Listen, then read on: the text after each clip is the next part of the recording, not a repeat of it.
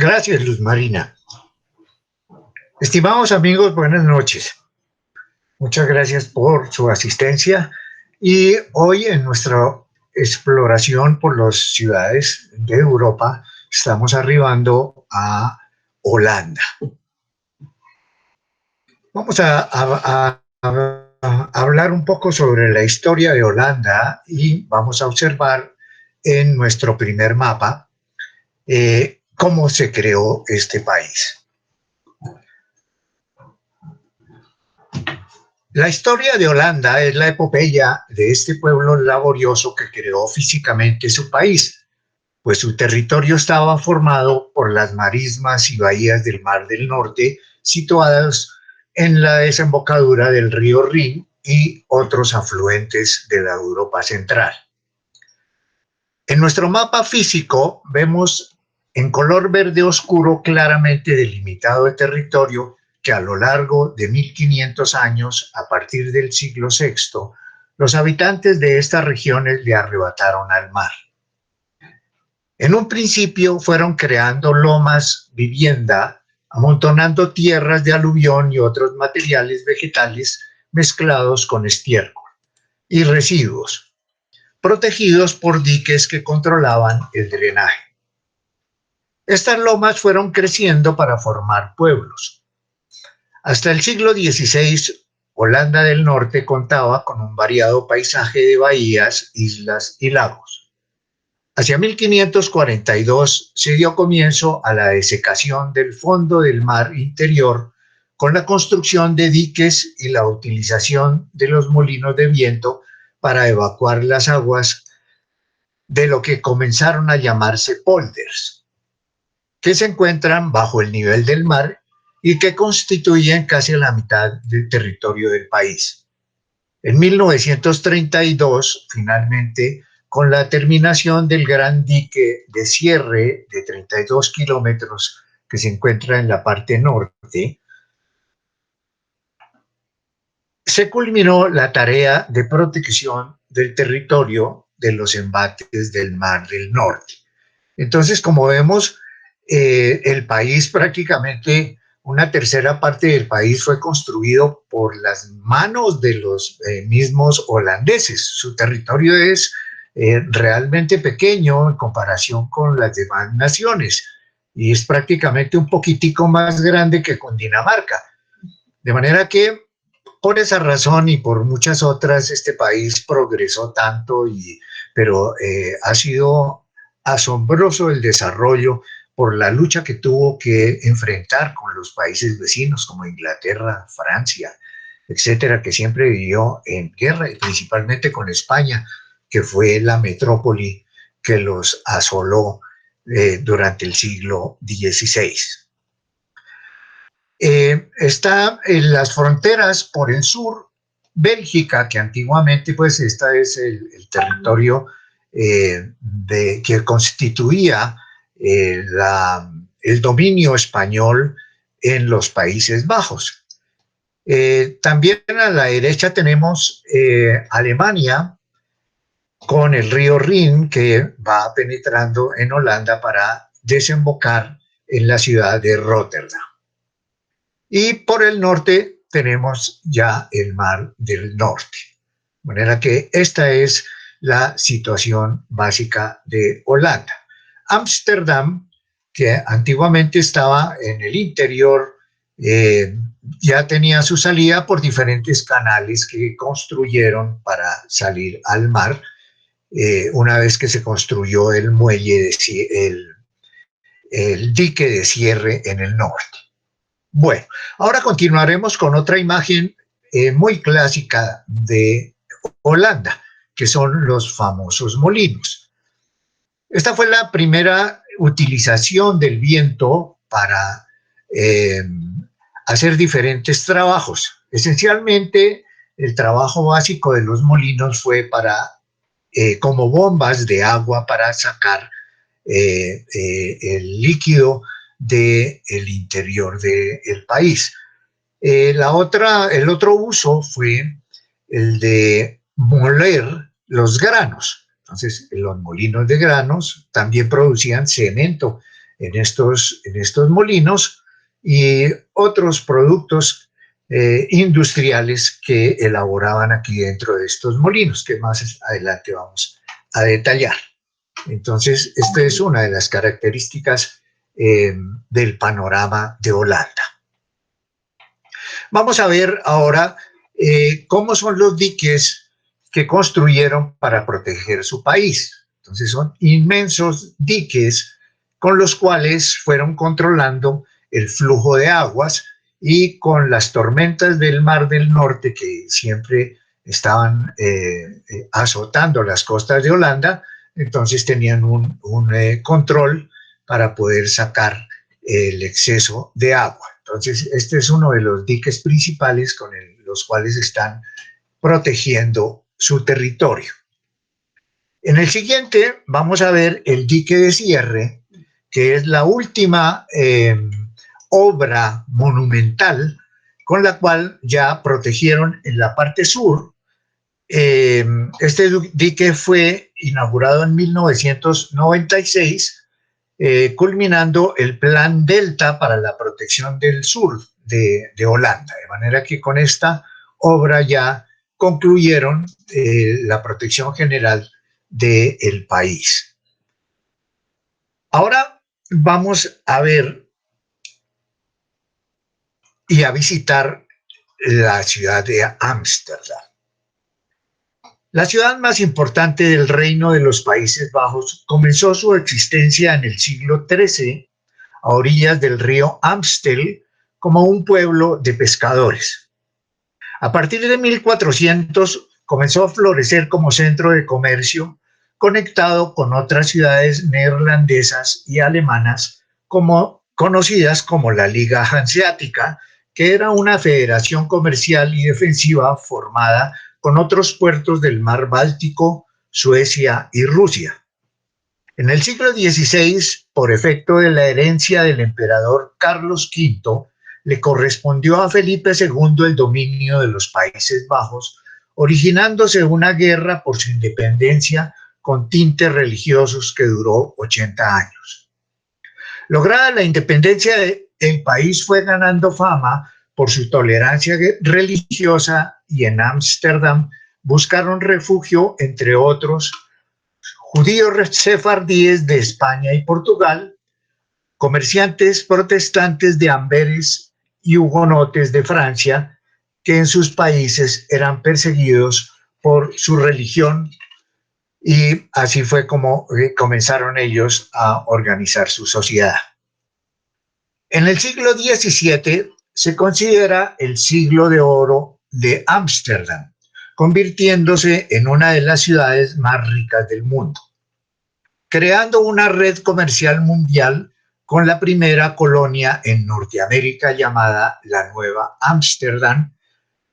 Esta fue la primera exploración que hicieron los holandeses en América y Peter Minuit fue el primer explorador que arribó a la zona de donde hoy es Nueva York. Entonces el primer nombre que le dieron a esto fue el de la Nueva Ámsterdam. La Compañía Neerlandesa de las Indias Orientales, establecida para explotar sus colonias de Indonesia con el comercio de las especias y su colonia de África del Sur. En esa época, Ámsterdam era el principal puerto comercial de Europa y el centro financiero más grande del mundo. Tras las guerras de la República de los Países Bajos contra Inglaterra y Francia durante el siglo XVIII, la prosperidad de Ámsterdam dejó de florecer, pero conservó su importancia comercial y cultural. Una vez que Felipe II heredó el reino en ese tiempo eran las Provincias Unidas, comenzó él con enviar su virrey, que era el duque de Alba. Este tipo era un tipo muy cruel que comenzó la persecución de los protestantes en el territorio de estas Provincias Unidas y se ganó la enemistad de los protestantes, lógicamente. Entonces eran luteranos, calvinistas y los hugonotes franceses, que eran otra rama del protestantismo. Entonces, como ellos habían obtenido refugio en Holanda, entonces el duque de Alba se dedicó a hacerles la guerra, lo cual desembocó en esta lucha inclemente para la liberación de los Países Bajos, que duró 80 años. Ahora vamos a continuar ya entrando a la ciudad. Tenemos la estación central. Fue construida entre 1881 y 1889 por el arquitecto Pierre Cuypers en una combinación de elementos góticos y renacentistas. Es una de las estaciones más importantes del país y combina los trenes de larga distancia con las líneas locales del metro, tranvía y autobuses. Entonces aquí vemos ya una muestra de el renacimiento holandés. Entonces tiene algunas formas del renacimiento italiano, pero ya con los techos y las torres le dieron su propia característica. Continuamos con un elemento interesante que es el Hotel Victoria, que queda frente a la estación y es uno de los hoteles más importantes. Es uno de los hoteles más antiguos de los Países Bajos. Fue inaugurado en 1890 en estilo Belle Époque y diseñado alrededor de dos pequeñas propiedades más antiguas, cuyos propietarios se negaron a vender y cuya curiosa historia se plasmó en el libro y la posterior película titulada Obras Públicas. Entonces aquí podemos ver dos construcciones pequeñas en medio del edificio, una de 2 pisos, donde está la bandera de Holanda, y otra de 4 pisos, un poco más alta, muy delgadita. Esas dos propiedades, los dueños se negaron a vender y los constructores de ese hotel pues tuvieron que aguantarse y hasta hoy permanecen independientes dentro de la estructura del Hotel Victoria. Y como les digo, esto originó una obra muy interesante, muy bonita, que ilustra la vida de Holanda o de Ámsterdam al final del siglo XIX. Enseguida vamos a comenzar el recorrido hacia el centro de la ciudad y tenemos la avenida Damrak. Es la avenida principal que conecta la estación central con la plaza del Palacio Real y en la que podemos observar un muestrario arquitectónico de las variantes del estilo holandés. Entonces aquí vemos las características con las cúpulas y los terminados de las casas holandesas. Y una cosa curiosa que yo no me había dado cuenta cuando tomé la fotografía es ese elemento que parece un ovni en la parte derecha, al final de cuentas, y yo hasta mucho después vine a darme cuenta qué era eso. Es un misterio y vemos a este señor que está caminando aquí cerca, que está observándolo y tal vez el señor de la bicicleta también está observando. No se sabe qué es eso. Entonces quedó ese misterio allí. Ahora continuamos ya entrando a la plaza del Palacio Real. Tenemos el Palacio Real de estilo clasicista que fue construido entre 1648 y 1655, o sea, en la época de esplendor de Holanda. Como ayuntamiento de la ciudad durante la época de oro, hizo esas funciones y está considerando el ladrillo como un material muy común. Fue utilizada piedra arenisca amarilla que se oscureció con el tiempo. En la fachada austera, un tímpano central sostenido por pilastras gigantes llama la atención la ausencia de una gran puerta de acceso. Se ingresa a través de 7 sencillos arcos a nivel de la acera. sin escalera principal, con la idea de que el ayuntamiento era accesible a todos. En la era napoleónica, el edificio se convirtió en Palacio Real del rey Luis I Bonaparte. Recordemos que en la época de Napoleón, él nombró reyes a varios de sus hermanos y el que le correspondió como rey de los Países Bajos fue su hermano Luis Bonaparte. Y este tomó el ayuntamiento de la ciudad como Palacio Real. Y posteriormente se convertiría en Casa Real de los soberanos holandeses. Es uno de los 4 palacios en los Países Bajos que está a disposición del monarca. El palacio es usado por el rey para recepciones oficiales y funciones de entretenimiento. Entonces, esta es la plaza principal de Ámsterdam, muy concurrida, y a la derecha tenemos una de las iglesias más antiguas también del siglo XVII. Continuamos ahora con el interior del palacio.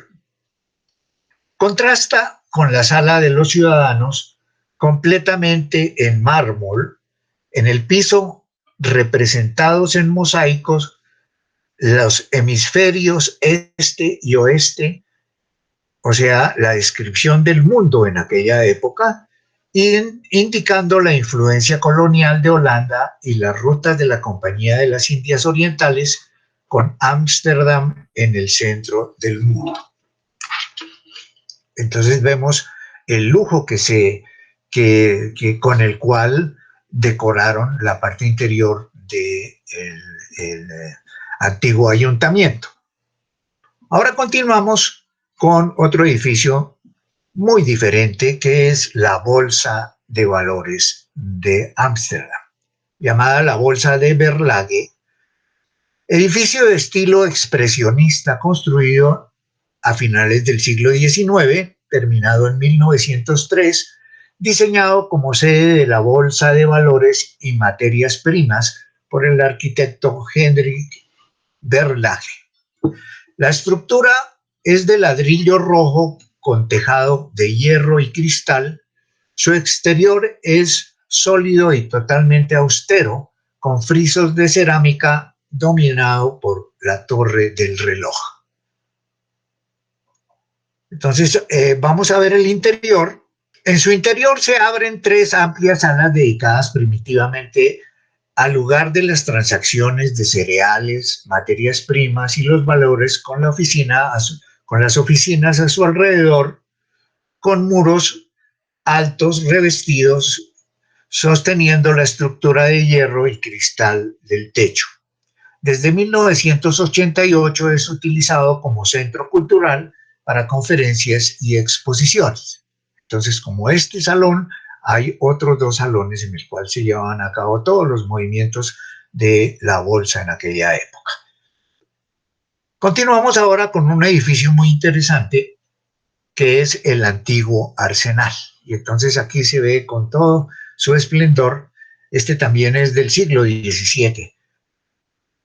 Es un bello edificio de clásico estilo renacentista holandés, construido en 1613 y que hoy es parte de la Academia de Arquitectura. Entonces, aquí era como a Holanda le tocó pelear varias guerras. La primera fue la de su independencia contra España, que logró después de los 80 años de lucha independizarse. Luego la envidia de Inglaterra, porque como Holanda había formado una compañía llamada de las Indias Orientales y se fue por el comercio hacia el oriente, y allí pues se apoderó de las islas, de las especias, y comenzó ese comercio con la India, etcétera. De manera que esto despertó la envidia de Inglaterra y le declaró la guerra a Inglaterra, que queda ahí al frente. Entonces, este pequeño país contra semejante potencia tuvo que luchar brutalmente. El otro enemigo era Francia. Y recordemos que Luis XIV en sus ambiciones también de poder, quiso dominar a Holanda y también le declaró la guerra, de manera que Holanda siempre tuvo tres enemigos encarnizados que casi no la dejan progresar, pero la tenacidad de esta gente, primero construyendo su país y segundo enfrentándose a tres potencias, es lo que le ha dado la importancia y el valor de este pueblo.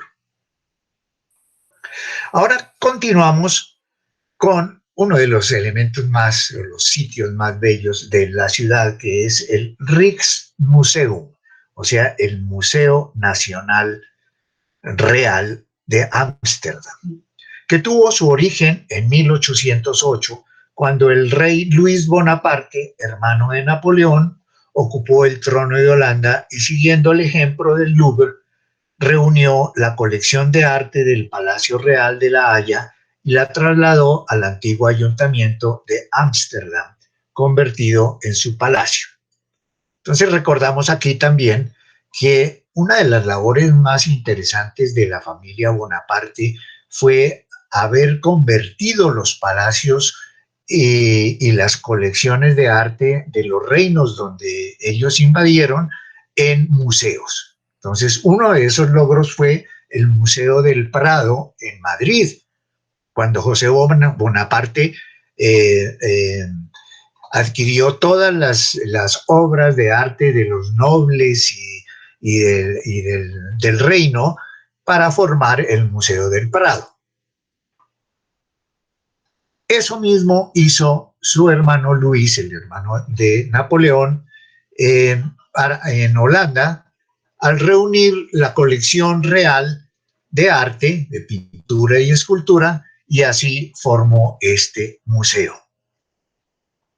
Hacia 1814, al final de la era napoleónica, la colección se había ampliado a más de 600 obras que a lo largo del siglo XIX se incrementó para finalmente ser trasladada a su edificio actual, inaugurado en 1885. Ahora vamos a ver un detalle de esta misma edificación. Entonces aquí está todo el edificio. Este magnífico edificio es obra del arquitecto holandés Pierre Cuypers, quien también había diseñado el edificio de la estación del tren, como ya lo vimos, combinando elementos góticos y renacentistas, y lo decoró ricamente con referencias a la historia del arte neerlandés. Como dato singular, el edificio está atravesado por un pasadizo para peatones y ciclistas. Aquí en esta imagen estamos viendo lo clásico de Holanda, que son los ciclistas. Estos son por miles y hay que tener mucho cuidado porque si uno se descuida se lo lleva por delante. Entonces, por la mitad del museo hay un pasaje para peatones y para ciclistas. La colección más importante y famosa del museo alberga obras de todos los artistas, estilos y escuelas del barroco neerlandés, encabezados por los grandes maestros Frans Hals, Rembrandt y Johannes Vermeer. Además, sus colecciones incluyen gran variedad de pinturas y escultura extranjera, platería y bronces, cerámica de Delft y mobiliario de diferentes épocas. Ahora vamos a ver otra imagen de este mismo museo. Los costados del museo están decorados de esta forma. Entonces son mosaicos en los cuales está plasmada la historia de Holanda. Entonces allí son maravillosos mosaicos que hacen un juego con la obra tan magnífica de ladrillo y piedra que decora las ventanas. Entonces allá en la parte superior vemos esos mosaicos históricos que decoran los costados del museo.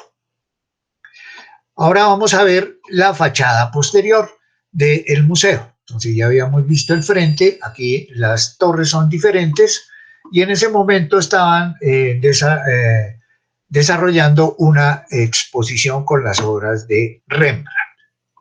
Entonces, y aquí vemos ya los ciclistas al otro lado de la fachada principal. Vamos a entrar ahora al museo y vamos a ver así lo que es el vestíbulo del museo. Aquí está la sala de información y por acá se entra a los diferentes galerías que forman el museo. Continuamos ahora viendo algunas de las obras que están en su interior y tenemos la Ronda Nocturna. Es una de las más famosas obras de Rembrandt y es la joya de la corona del museo. Se trata de un óleo sobre lienzo de 3,60 por 4,40, terminada en 1642 por encargo de la Corporación de Arcabuceros de Ámsterdam para decorar el gran salón de la sede de la milicia. Entonces, en aquella época, ahí se ve cómo era la vestimenta de los holandeses en aquella época, y esta es una patrulla que está recorriendo la ciudad para que haya orden. De manera que esta fue una de las más famosas obras de Rembrandt. Continuamos ahora con otra emblemática obra, que es la pintura de Johannes Vermeer, que también es un óleo sobre lienzo pintado en 1660. Esta de las pocas obras de Jan Vermeer, porque de este pintor solo se conocen alrededor de unas 40 obras únicamente. La característica de este pintor es el manejo de la luz, el reflejo, la transparencia, es una fotografía. Este tipo fue realmente extraordinario. Continuamos ahora con los retratos que más me impactaron a mí, que fueron estos dos retratos que son de una perfección única. El retrato de Guillermo I, príncipe de Orange, pintado por el artista flamenco Adrián Tiki en 1579, y el retrato de un orfebre de 1627, la obra del pintor holandés Werner van der Walker. Estas dos obras, pues, nos revelan la perfección a la que llegaron los pintores de los Países Bajos. Esto para mí prácticamente supera a los italianos por la perfección de sus imágenes. En cuanto a la historia de Guillermo I, príncipe de Orange, es el héroe máximo de Holanda. Cuando Felipe II tomó posesión de los Países Bajos y envió allí al duque de Alba, comenzó la lucha encabezada por este príncipe. Y este príncipe era luterano y comenzó a luchar porque la crueldad del duque de Alba pues no se la aguantaban ellos. Y así comenzó su larga lucha, que no la completó porque hacia 1584 un individuo contratado por el rey le dio muerte al príncipe de Orange y quedó como mártir, y su hijo mayor heredó y fueron los estatúder de Holanda, o sea, los regentes de Holanda una vez que lograron su independencia. E inclusive uno de sus descendientes, un nieto de este príncipe, fue rey de Inglaterra. Entonces, más o menos es una pausa histórica sobre este personaje importante. Continuamos ahora con otra pintura interesantísima, que es la alegoría de la abdicación de Carlos V. Recordamos que Carlos V en 1555 ya estaba cansado de regir y decidió dividir el imperio, porque él era el emperador del Sacro Imperio Romano-Germánico, que tenía a Austria y a la mayor parte de Europa bajo su dominio.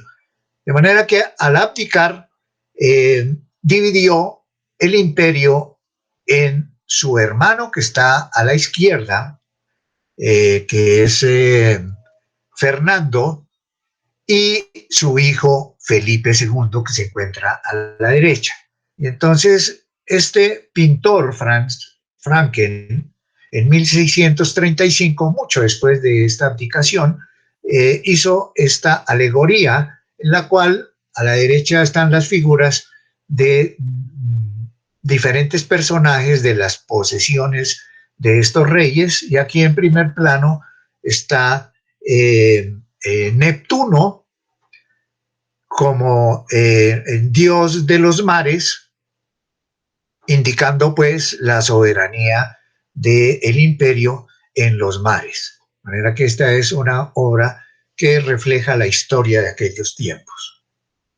Continuamos ahora con otra obra interesantísima. Vean ustedes este trabajo. No pude conseguir yo quién era el autor de esta obra, pero esa preciosidad de trabajo con el tapete que hay allí detrás y la transparencia del vaso que tiene este violinista, el instrumento, la expresión, de manera que fueron elementos importantísimos para el arte de los Países Bajos en aquella época. Continuamos ahora con un recorrido por la zona residencial del centro de la ciudad. Entonces allí, en la cantidad de canales que hay en la ciudad, entonces vemos en detalle los diferentes eh, eh, terminados de los edificios, de las residencias, porque sus frentes son muy estrechos desde aquella época por el costo de los terrenos. Entonces tenían que hacerlos altos y angostos, con fachadas de ventanas rectangulares, con remates ornamentados de diferentes estilos y diseños armónicos. De manera que todo esto se originó en el siglo XVII, en la época, eh, de oro de Holanda. En la parte alta de estos adornos, de los remates, vemos una especie de viga que se asoma y que en algunas partes se ve una cadena allí. Esto era porque como no podían subir los muebles por escaleras, porque las escaleras eran muy angostas, entonces utilizaban esto como grúas prácticamente, como malacates para subir los muebles y meterlos por las ventanas para los pisos superiores. Entonces esa fue la solución que tuvieron ellos para poder colocar los muebles dentro, inclusive hasta pianos metían allí por las ventanas, de manera que esa es una de las características de estas construcciones. Y en la siguiente imagen vamos a ver también otra visión de esta clase de edificios, ya con una proyección de la Wikipedia.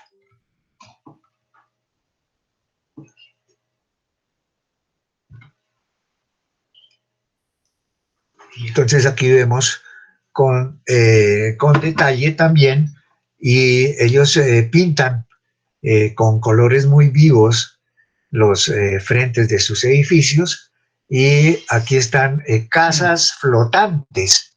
Entonces ellos también tienen mucha afición a habitar en botes, y cuando ya quieren ir a viajar por diferentes sitios, pues levan anclas y se van a pasear.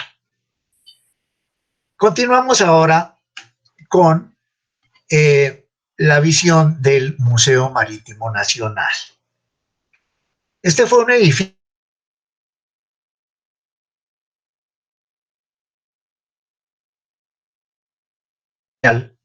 sobre 1.800 pilotes de madera. Fue considerada una maravilla de la arquitectura para su época. Era muy avanzado realmente. Originalmente fue creado para albergar la comandancia de la Marina holandesa en su edad de oro.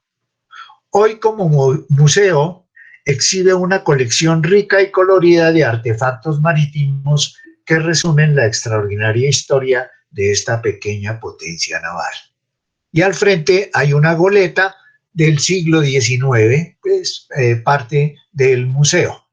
Y allá a la izquierda está el modelo del barco que se utilizaba para para su comercio con las Indias Orientales y con la zona de Norteamérica. Continuamos ahora con la vista desde este museo hacia el centro de la ciudad. Entonces aquí en primer plano tenemos la goleta y al fondo ya las torres de la ciudad. Continuamos ahora con el Hotel de la Europa. Es un edificio de estilo neorrenacentista holandés inaugurado en 1896 y construido cerca de la desembocadura del río Amstel, en el corazón de la ciudad. Entonces, en medio de todos los canales, el río Amstel fue originalmente uno de los brazos principales que cruzaban la ciudad. Se convirtió en monumento oficial y sigue siendo un hotel de 5 estrellas con restaurante de renombre internacional y su famoso bar que lleva el nombre de Freddy Heineken, el millonario empresario de las cervecerías. Entonces, este es una de las joyas, tanto arquitectónicas como turísticas de la ciudad. Continuamos ahora con el Teatro de la Ópera y Danza de Ámsterdam. Es un edificio de estilo postmoderno situado a orillas del río Amstel, inaugurado en 1986, luego de grandes protestas por parte de la contracultura y la oposición de la izquierda, por lo que el complejo terminó llamándose Stopera, por la frase de los manifestantes de Stop the Opera. El edificio está integrado con el ayuntamiento de la ciudad. Entonces, esta construcción la hicieron en conjunto con el ayuntamiento y las oficinas de administración pública de la ciudad. Continuamos ahora con el interior. Entonces, este es el interior de la ópera, bastante moderno, con una capacidad para 1.300 espectadores. Entonces, espectáculos de ópera y de danza y conciertos también se llevan a cabo acá. Ahora vamos a ir a la sala más importante de conciertos. Se llama el Real Concertgebouw. La sala de conciertos de Ámsterdam está considerada como una de las mejores salas de concierto del mundo. Es la sede de la Orquesta Real del Concertgebouw. El edificio, una combinación de estilos neoclásico y renacentista, fue inaugurado en 1888 y a partir de ese momento pudo acoger a los músicos más importantes de la historia. Famosos compositores como Mahler, Rachmaninoff y Stravinsky representaron aquí sus propias obras. Músicos legendarios como Leonard Bernstein, Yehudi Menuhin y Vladimir Horowitz dirigieron grandes conciertos. También se celebraron conciertos inolvidables de pop y jazz. Ahora vamos a ver el interior. Este es el auditorio. Con una capacidad para 2.000 espectadores, ofrece más de 600 conciertos al año para un público de 850.000 personas al año, claro. De joven yo era muy aficionado a escuchar la radio de onda corta con emisoras como la BBC y la radio de Nederland, que transmitían conciertos y en especial la radio Nederland de los conciertos desde esta legendaria sala. Y siempre tuve el sueño de asistir personalmente a uno de ellos. Por fin, en la primavera del 2019, pude cumplir esa aspiración. Entonces se presentaba un concierto con obras de compositores italianos. Y tenemos ahí, como es una de las salas de mejor acústica, y el maravilloso órgano en la parte frontal. Continuamos ahora con el sector moderno, residencial, y antes de eso vamos a ver el distrito de los faroles rojos. En el centro de la ciudad es notable esta zona de tolerancia en la que bellas mujeres ofrecen sus encantos tras vitrinas de edificios que alternan con tiendas dedicadas a la venta de parafernalia correspondiente y locales de espectáculos pornográficos. Entonces esto ha sido famosísimo en el mundo entero, este distrito de los faroles rojos. Entonces, pasando revista, allí no permiten tomar fotografías. Ahí me tocó desde un puente tomar la fotografía general del lugar. Continuamos ahora con el sector residencial moderno. Ya en la zona suroccidental, cercana a la explanada de los museos, se encuentra el sector residencial exclusivo con casas que siguen el estilo de la zona histórica, pero con fachadas elegantes e interiores lujosos. Entonces, estas ya son construcciones modernas, ya son construcciones del siglo XX, en las cuales viven las personas más adineradas de la ciudad, y se encuentra en el sector donde están los museos, la parte más exclusiva que tiene la ciudad de Ámsterdam.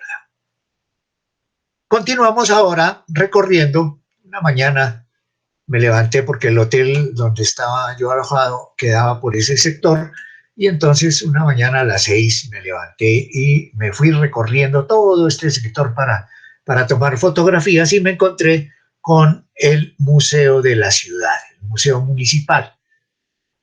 Situado en la explanada de los museos, es el Museo de Arte Moderno y Contemporáneo de Ámsterdam. Consta de 2 edificios de diferentes épocas, con el principal de estilo renacentista holandés en ladrillo y piedra, adornado con estatuas de artistas e intelectuales, que fue inaugurado en 1895. La colección reúne obras desde principios del siglo XX hasta el siglo XXI. Entonces, esta es la fachada principal del edificio clásico, y ahora vamos a ver la otra parte. Esta es la parte moderna que queda en la parte posterior. Inaugurado en 2012, en la parte posterior del original es llamado coloquialmente la bañera, porque perfectamente es una bañera allí en la parte posterior. La colección del museo cuenta con artistas como Vincent van Gogh, Marc Chagall, Henri Matisse, Vasily Kandinsky, Jackson Pollock, Andy Warhol y una gran colección de obras del ruso Kazimir Malevich. Entonces, combinaron ellos la construcción del edificio clásico de estilo renacentista con esta construcción moderna para albergar las obras de arte moderno y contemporáneo. Continuamos ahora con el Museo Van Gogh, que realmente es ultramoderno. Es una pinacoteca ubicada en la explanada enseguida a este museo que acabamos de ver, que alberga la colección de obras del pintor neerlandés Vincent van Gogh. El museo consta de 2 edificios. La construcción original fue inaugurada en 1973 y la segunda en 1999. Continuamos ahora entrando al museo, y en el salón principal tenemos que estaban en ese momento en una colección en una retrospectiva de las obras de Van Gogh. La colección consta de más de 200 pinturas de todos sus periodos de creación y unos 400 dibujos. Además, la colección de artistas del siglo XIX, iniciada por su hermano Theo van Gogh, ha sido extendida continuamente. De modo que el museo cuenta también con obras de Paul Gauguin, Millet, Monet, Pissarro, Seurat y Toulouse-Lautrec, entre otros. De manera que este complementa las obras de Van Gogh con otros pintores de la misma época. Entonces, recordamos la vida de este pintor, que fue prácticamente una vida trágica por sus comienzos muy religiosos. Él quería ser misionero, se dedicó a vivir con los mineros, con la gente pobre, etcétera, y eso lo marcó de por vida, y su hermano fue el que le dio mucho impulso para que se dedicara a la pintura y lo patrocinó, pero él tenía desequilibrios mentales y lo envió al sur de Francia para que viviera allí y se dedicara a la pintura. Y aquí esta obra que tenemos allí es cuando se cortó la oreja, porque tuvo un desengaño amoroso con una prostituta y entonces se quitó una oreja y se la entregó una noche. Fue un asunto terrible. Después hizo un autorretrato que es este que vemos acá. Al fondo está una de sus obras más icónicas, que es su dormitorio allí en aquel pueblecito, y los famosos girasoles. De manera que esto es parte. Posteriormente ya él no aguantó porque no le encontró sabor a la vida. Dejó bastantes obras que fueron colectadas por su hermano y se suicidó. Lamentablemente este fue el final de este trágico pintor. Ahora seguimos con la arquitectura tradicional. Está sintetizada con un toque moderno y está representada en esta imagen del Hotel Intel situado en la localidad de Zaandam. Es una creación del siglo XXI con una ecléctica estructura de 70 casas apiladas junto al canal y posee 160 habitaciones elegantes con mobiliario de diseño y decoradas con vistosos murales. Entonces, esta es una creación con la síntesis de la arquitectura holandesa. Entonces, fue muy bellamente llevada a cabo por los arquitectos modernos. Continuamos ahora con, ya terminamos ya así con esta imagen, nos despedimos de la ciudad de Ámsterdam. Ahora llegamos a la ciudad de Haarlem. A algunos les sonará la ciudad de Haarlem por el barrio de Haarlem de Nueva York.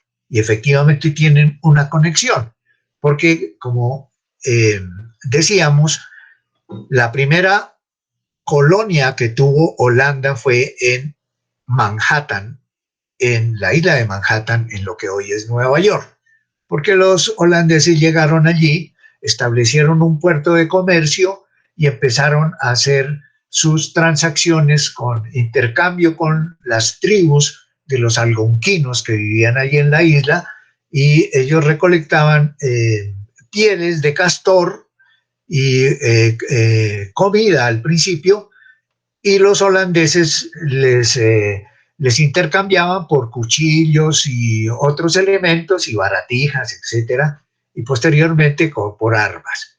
De manera que este fue el primer intercambio que hicieron los holandeses en Norteamérica. Lamentablemente, esta colonia holandesa sucumbió ante la agresión de los ingleses, que ya se habían establecido en la región de Boston por la misma época.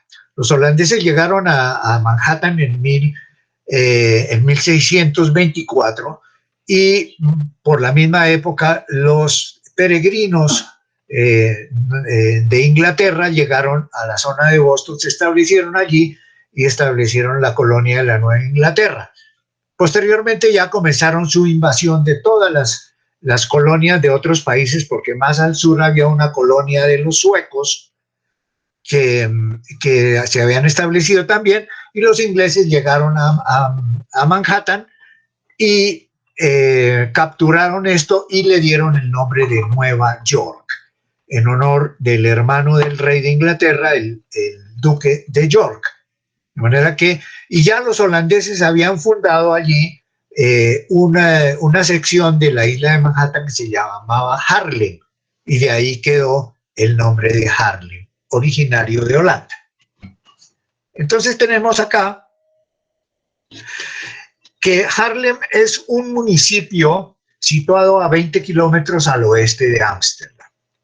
La economía de esta ciudad se basa en la floricultura, los tulipanes y la industria cervecera, textil y chocolatera. Y tenemos la estación aquí, la estación del tren del ferrocarril, que consta de dos partes. El edificio antiguo, que es el que vemos allí al frente, pequeño, de mediados del siglo XIX, en ladrillo, que contrasta con la enorme estructura de hierro que cubre los andenes. Única construcción Art Nouveau en Holanda, creada a principios del siglo XX. Y aquí una escultura dedicada a los colonos que fueron a Norteamérica a establecer la primera colonia. Continuamos ahora con este puente levadizo llamado Gravenstenburg. Es un puente levadizo peatonal situado sobre el río Sparne, construido en 1950 para reemplazar el antiguo que estuvo en servicio durante 600 años. Pues ya con los 600 años ya estaba muy desgastado porque era en madera. De manera que en 1950 lo reemplazaron y lo volvieron a reconstruir prácticamente, y es la muestra de cómo eran los puentes levadizos que se han construido a lo largo del país. De manera que ahora vamos a ver el ayuntamiento de la ciudad de Harlem. Es la sede del gobierno municipal y fue construido en 1460. Su fachada actual, de estilo renacentista, fue diseñada en 1604. El edificio domina la plaza central, donde los sábados y los lunes se reúne un gran mercado que ofrece frutas y vegetales, flores, variedad de quesos, pan, telas y ropa, que con los puestos de comida se ha convertido en gran atracción turística, en especial por su especialidad, el arenque crudo. Entonces ellos allí capturan el arenque y le hacen un tratamiento especial, lo marinan y después lo ofrecen crudo, que la gente pues saborea muy deliciosamente. Entonces, este es el edificio del ayuntamiento de la ciudad de Harlem. Continuamos en esta misma plaza y vamos a ver la iglesia mayor de San Babo. Situada en la plaza mayor de la ciudad, es un monumental templo de estilo gótico construido entre 1370 y 1470 y dedicado a un curioso personaje natural de Gante, que en el siglo VII, luego de una vida disipada y cruel, se convirtió en monje benedictino, consagrando su vida al bien. La iglesia permaneció católica hasta que en 1576, cuando la ciudad fue capturada por los reformistas, fue convertida en protestante. De manera que este es un fenómeno que vamos a ver en varios sitios, que con la guerra religiosa del siglo XVI, XVI y XVII, las originales iglesias católicas fueron convertidas en iglesias protestantes. Ahora vamos a ver su interior. Es famosa esta iglesia por su monumental órgano. Es el órgano más famoso del mundo por su majestuoso sonido, con 40 voces y 32 tubos a pedal, y porque Händel a comienzos del siglo XVIII tocó en él. Y luego en 1766 Mozart, de 10 años, también lo hizo. Resalta también la hermosa bóveda de madera, que es el factor importante para la resonancia del órgano. De manera que esto es el interior de la iglesia o la catedral de San Bavo, que fue el templo más importante antes de salir los expedicionarios a conocer tierras en los extremos del mundo. Entonces vamos a ver en la siguiente imagen los modelos de los barcos que con su imagen ponían de presente para los fieles en sus oraciones por las tripulaciones de sus familiares que en ellos viajaban a las lejanas colonias de Indonesia y de Norteamérica. De manera que aquí estos son los modelos de los barcos que ellos, por ejemplo, el que está adelante es un barco de guerra, especialmente para protección de los barcos comerciales con los cuales tenían que defender el producto de su comercio. Entonces ahí hay tres modelos y en varias partes de la iglesia hay otros modelos de barcos, de manera que era para que los fieles tuvieran presente a sus familiares que estaban viajando. Ahora continuamos con una taberna, un sitio interesante, que es un edificio de estilo ecléctico a orillas del río Esparne, que fue construida en el siglo XIX y es un sitio emblemático de la ciudad con excelente restaurante, música en vivo y encuentros poéticos cada mes. Entonces en este momento estaba cerrado, pero es un edificio notable porque es una combinación muy moderna, un poco diferente a la clásica que la rodea. Continuamos ahora con el Museo Tyler. Este museo es muy interesante porque es una mansión.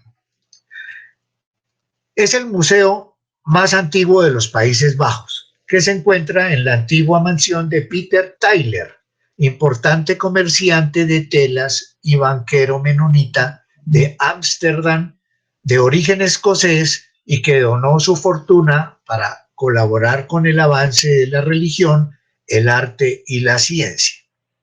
Entonces tenemos que la religión menonita fue una disidencia que se creó debido a las persecuciones religiosas tanto en Inglaterra como en Alemania y en Holanda.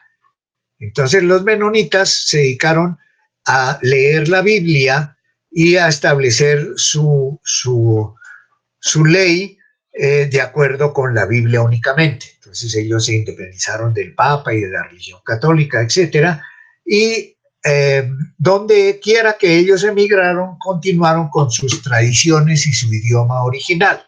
Y este señor Tyler fue un gran comerciante que hizo una fortuna enorme con los textiles y dejó su fortuna para el cultivo de las artes y de la religión. De manera que el edificio de estilo neoclásico alberga una extensa colección de obras maestras de pinturas y dibujos que incluyen obras de Miguel Ángel y Rembrandt. Además, exhibe una gran colección de numismática, de fósiles y de minerales. Ahora vamos a entrar a la sala principal, que es la sala oval. Esta es una pintura. Esta sala está diseñada en estilo neoclásico holandés, con una vitrina en el centro para muestras de mineralogía y las vitrinas de alrededor con instrumentos científicos del siglo XVIII. Y en la parte superior está la biblioteca de este lugar. En la parte posterior de este gran salón está una construcción moderna donde está la galería de pinturas y de esculturas, y también hay una pequeña cafetería para los visitantes. Entonces, este es el más antiguo museo de Holanda. Dentro de las obras que están allí en ese museo, tenemos esta pintura hermosísima, que es un mercado del siglo XIX y de estilo costumbrista. Entonces allí vemos muy fielmente pintado lo que es el mercado de finales del siglo XIX, con las personas allí haciendo sus compras y la fascinación que tenían ellos por las plantas. Continuamos ahora con un canal típico.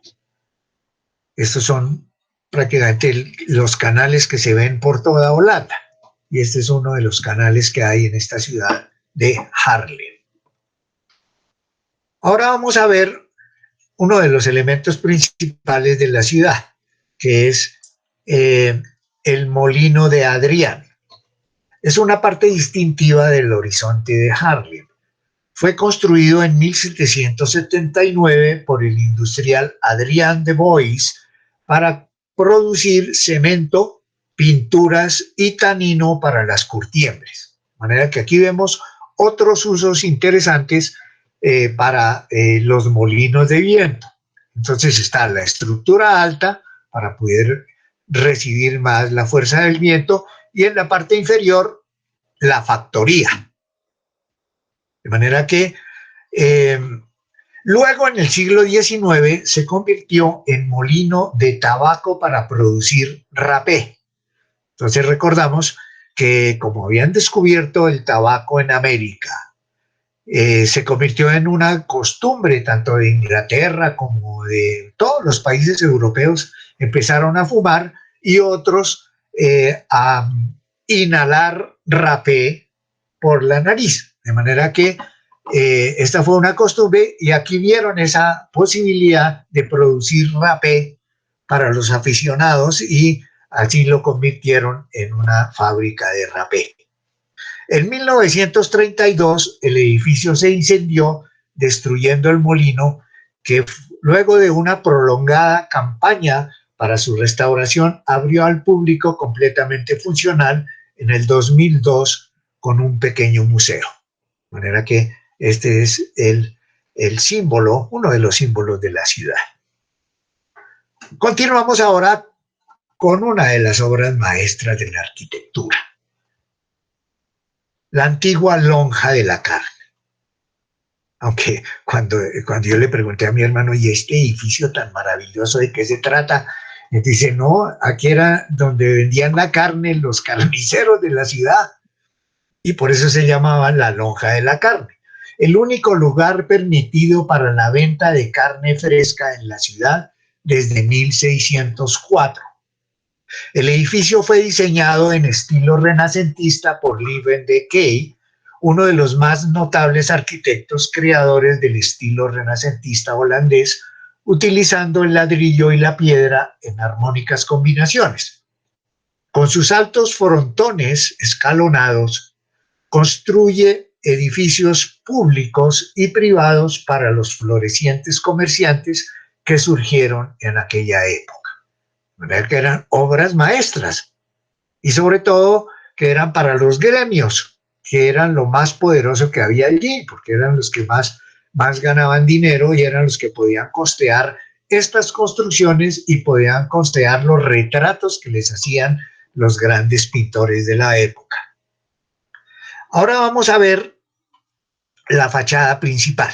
Entonces, la anterior fue una vista por la parte posterior, y esta es la fachada principal que da a la plaza principal. De manera que a partir de 1840 fue utilizado como archivo nacional y biblioteca pública de Haarlem. Desde 1950 está en uso como galería del Museo Frans Hals, y en su sótano alberga el Museo de Arqueología. Entonces, inclusive el edificio que está a la derecha es parte de las salas de exposición del Museo Frans Hals. Ahora vamos a entrar a ver una de las obras más importantes de este artista famoso. Este es uno de los más fantásticos artistas holandeses, también como Rubens y como Rembrandt. Tenemos acá Oficiales de la Guardia Cívica. Este óleo de Frans Hals, uno de los más grandes pintores holandeses de la Edad de Oro, es una de las obras exhibidas en la galería. Obras como esta eran encargadas por estos personajes. Entonces, aquí también era parte de la Guardia Cívica, que era una guardia civil que estaba ordenando, que era prácticamente como la policía de aquella época, pero estaba formada por importantes personajes que reunían dinero y le encargaban a un pintor que lo retratara. Entonces, cada uno de ellos daba una determinada cantidad de dinero para que hicieran su retrato. Y entonces estos son los oficiales de la Guardia Cívica.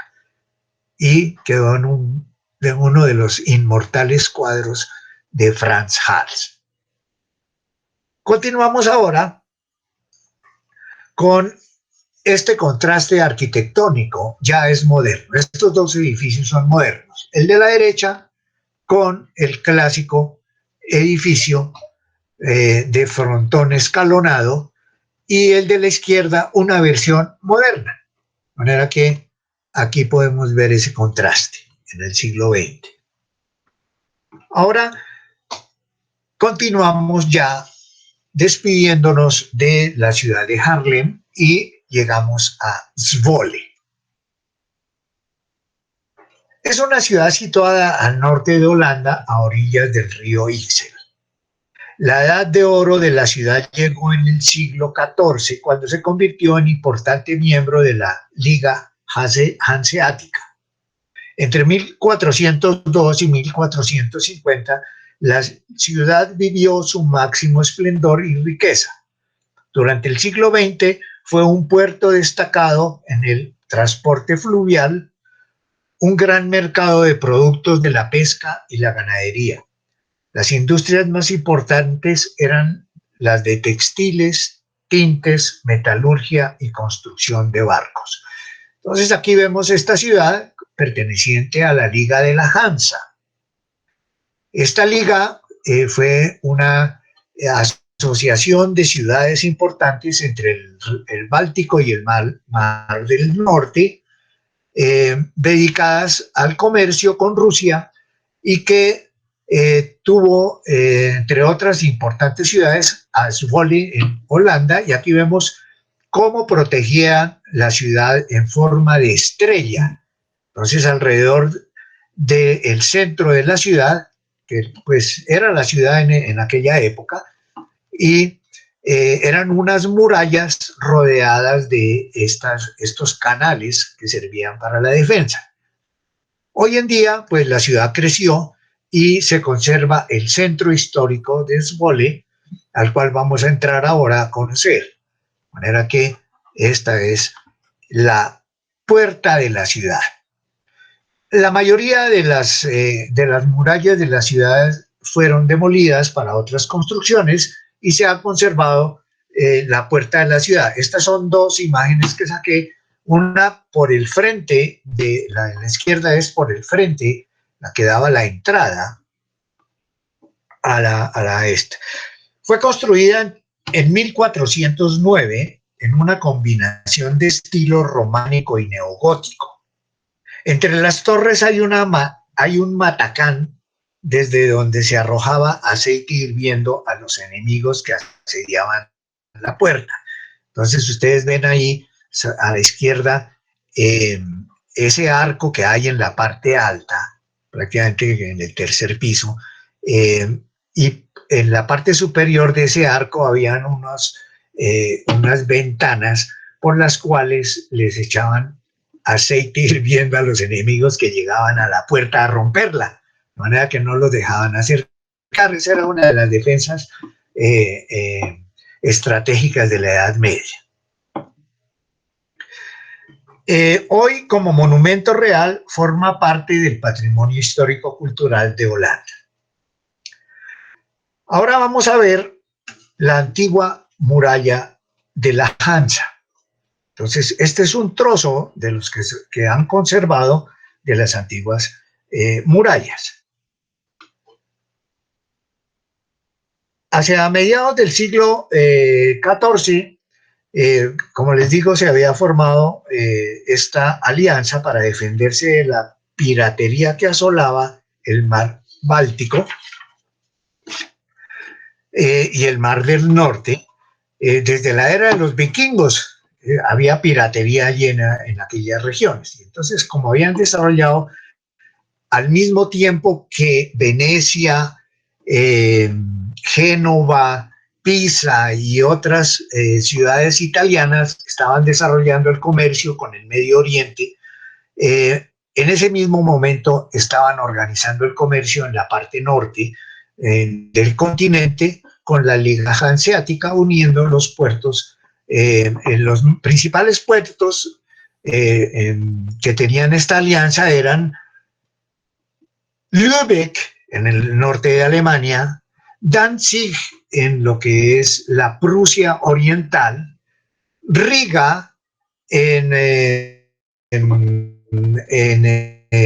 Letonia, Lituania y Estonia, o sea, estos países del Báltico, Novgorod, que es una ciudad de Rusia, que era de donde salían prácticamente todo el comercio que estaba sacando, especialmente pieles que venían de Rusia y otros productos de esa región. Al otro lado estaban Hamburgo, Colonia, porque también Colonia formaba parte de esta asociación, a pesar de estar en el interior, a orillas del río Rin. Brujas en Bélgica y Londres también formaba parte de la Liga Hanseática, de manera que este fue el comercio del norte en la época del Renacimiento. Ahora tenemos otra parte de esta muralla. Se trata de esta torre que sobrevivió también y que hoy en día está dedicada a eventos culturales.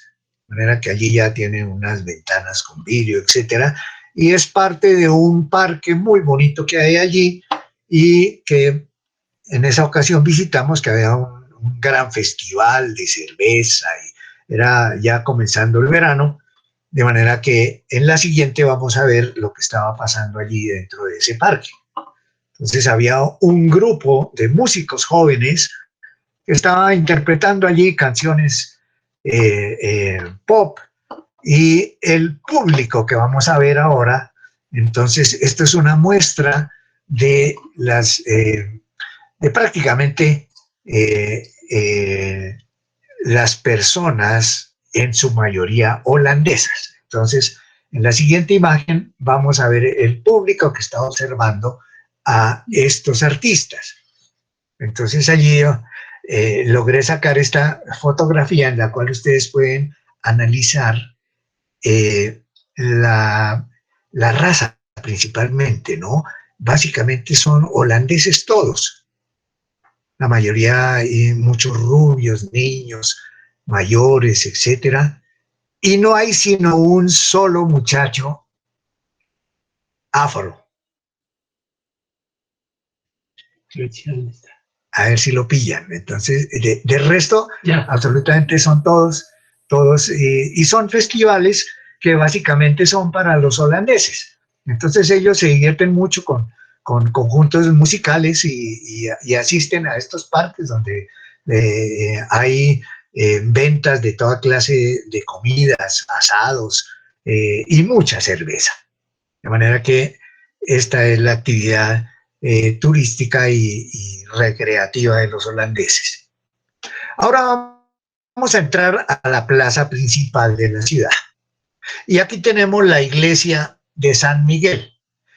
Es un templo de estilo gótico construido entre 1406 y 1466, creada como iglesia católica y en 1578, durante la Reforma, pasó al protestantismo, por lo cual los católicos tuvieron que celebrar su culto en forma clandestina. De manera que aquí sacaron a los católicos y los pusieron a rezar a escondidas.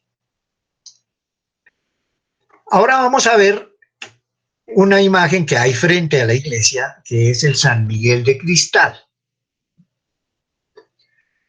En 2009, frente al templo se instaló una escultura de cristal, versión moderna del Arcángel.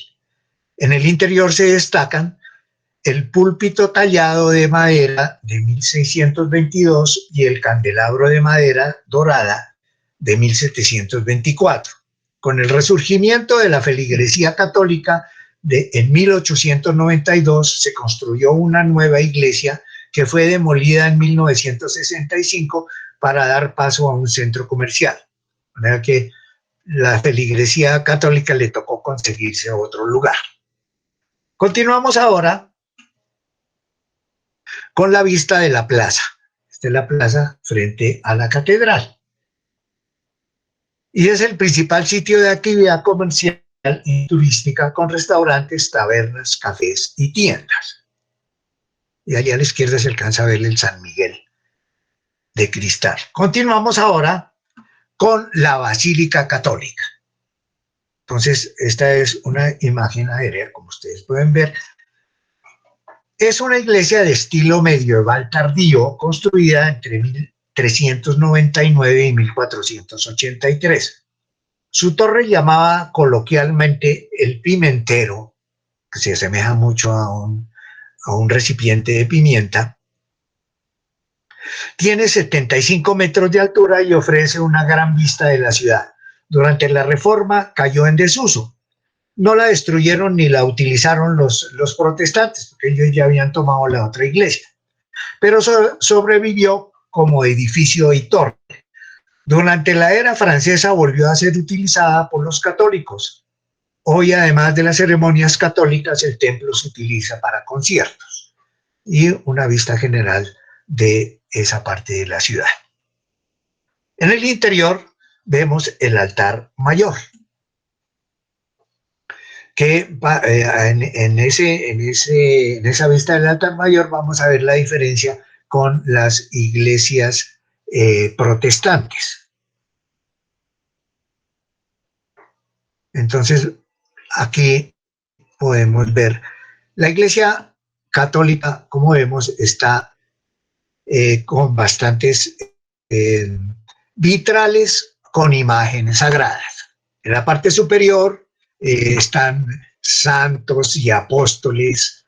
En los costados hay otras imágenes icónicas de la iglesia, cosa que no les gustó a los protestantes. Y una de las acciones que emprendieron los protestantes cuando se apoderaron de las iglesias católicas fue borrar absolutamente todas las imágenes. Entonces, para el protestante eso es idolatría. Y entonces quitaron todo esto. Y esta es la única iglesia católica que hay en esta ciudad de Zwolle. Continuamos ahora con el canal de la muralla. Entonces acá, este es, como veíamos en la foto aérea, es el canal en forma de estrella que rodea la ciudad y los antiguos muros. Y aquí vemos uno de los puentes clásicos de los holandeses. Continuamos ahora con una costumbre interesante de ellos, que alquilan una canoa de estas, un bote, y hacen reuniones, hacen fiestas a bordo, lo toman en alquiler. Está el señor que la maneja, que puede ser el dueño, y aquí a bordo se van a recorrer todos los canales de la ciudad, allí comiendo y bebiendo muy sabroso en sus paseos por los canales.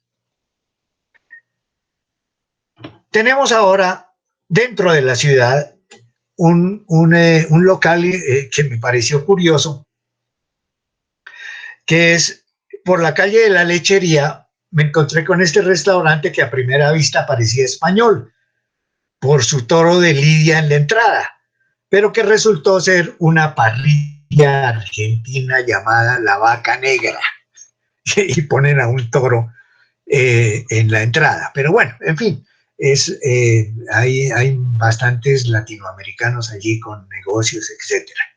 Entonces, este es el restaurante La Vaca Negra con un toro de lidia.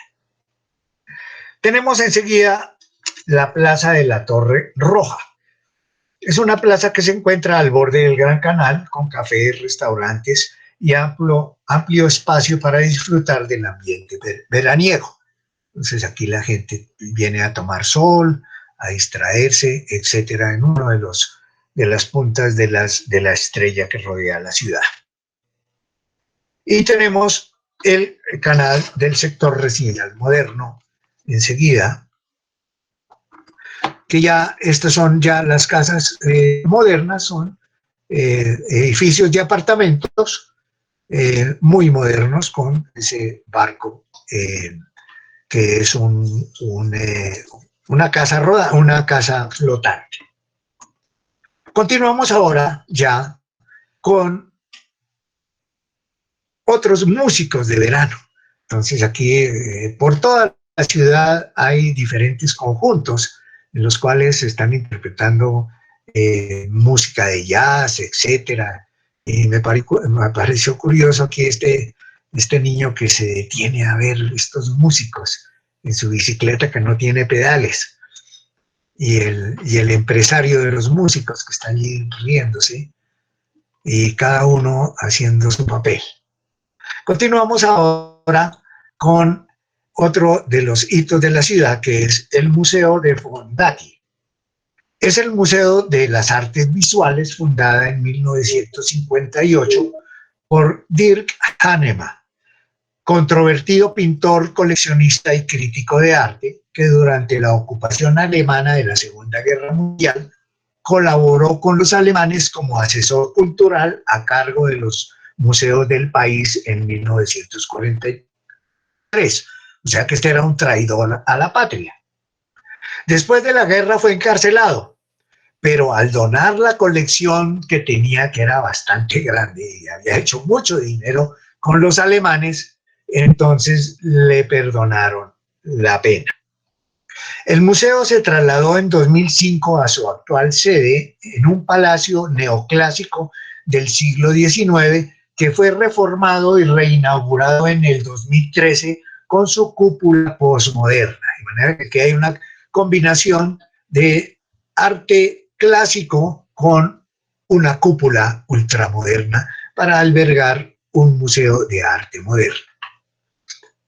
Tenemos ahora en el interior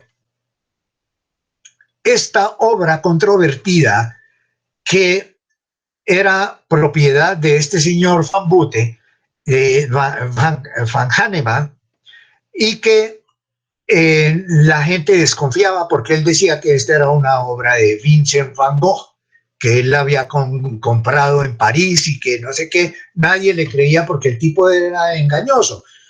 Pero finalmente fue autenticada por el Museo Van Gogh de Ámsterdam y efectivamente es una obra muy desconocida de Van Gogh.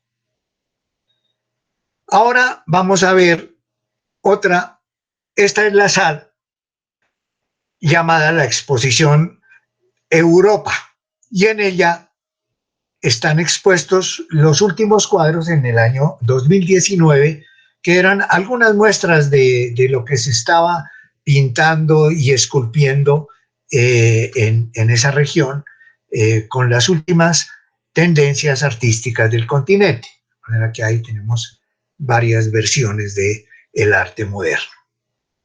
Y para finalizar y despedirnos de la ciudad de Zwolle, tenemos la imagen de este parque, el Parque Pottgitter, que nos sirve como despedida y